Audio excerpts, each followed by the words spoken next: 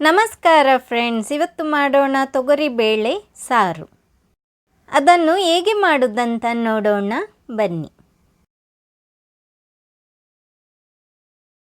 ಕುಕ್ಕರಿಗೆ tomato ಹಾಕ್ತಾ ಇದ್ದೇನೆ. Tomato 2 ತಗೊಂಡಿದ್ದೀನಿ. ಈರುಳ್ಳಿ 1, ಕಾಯಿಮೆಣಸು 2, ಶುಂಠಿ ಸಣ್ಣಗೆ ಹೆಚ್ಚಿದ್ದು. ಈಗ ತೊಗರಿಬೇಳೆ ಹಾಕ್ತಾ ಇದ್ದೇನೆ. ತೊಗರಿಬೇಳೆ ಅರ್ಧ ಕಪ್ ತಗೊಂಡಿದ್ದೇನೆ. ಅದನ್ನು ಚೆನ್ನಾಗಿ ತೊಳ್ಕೊಂಡು ಹಾಕಿದ್ರಾಯಿತು. ಬೇಯಲಿಕ್ಕೆ ಬೇಕಾದಷ್ಟು ನೀರು ಹಾಕಿದ್ರಾಯಿತು. ಉಪ್ಪು ರುಚಿಗೆ ಬೇಕಾದಷ್ಟು. ಲಿಡ್ ಮುಚ್ಚಿನ್ನು ಬೇಯಲಿಕ್ಕೆ ಬಿಡೋಣ. 3ರಿಂದ 4 ವಿಜಿಲ್ ತೆಗೆದ್ರಾಯಿತು. ಈಗ ನೋಡಿ ಬೇಳೆ ಬೆಂದಿದೆ. ಸ್ವಲ್ಪ ಎಣ್ಣೆ ಹಾಕ್ತಾ ಇದ್ದೇನೆ. ಎಣ್ಣೆ ಸ್ವಲ್ಪ ಬಿಸಿ ಆದ ನಂತರ ಬ್ಯಾಡಗಿ ಮೆಣಸನ್ನು ಕಟ್ ಮಾಡಿ ಹಾಕ್ಕೊಳ್ಬೇಕು. ಹಾಗೆಯೇ ಜಜ್ಜಿದ ಬೆಳ್ಳುಳ್ಳಿ, ಇದು ಸ್ವಲ್ಪ ಕಲರ್ ಚೇಂಜ್ ಆಗುವವರೆಗೂ ಹುರ್ಕೊಳ್ಬೇಕು. ಇದರದ್ದು ಕಲರ್ ಚೇಂಜ್ ಆದ ನಂತರ ಸಾಸಿವೆ ಹಾಕ್ಕೊಳ್ಬೇಕು. ಅರ್ಧ ಟೀ ಸ್ಪೂನ್ನಷ್ಟು ಸಾಸಿವೆ ಹಾಕ್ತಾ ಇದ್ದೀನಿ.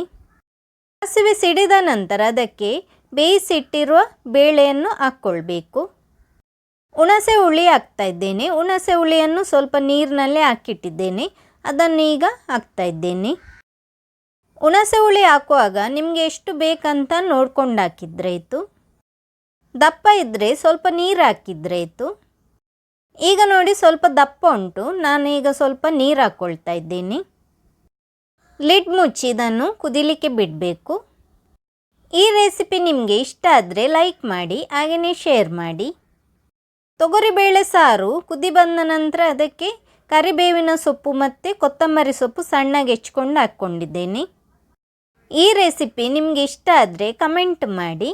ನನ್ನ ಚಾನಲನ್ನು ಸಬ್ಸ್ಕ್ರೈಬ್ ಮಾಡದಿದ್ದಲ್ಲಿ ಸಬ್ಸ್ಕ್ರೈಬ್ ಮಾಡಲು ಮರೆಯದಿರಿ. Thank you.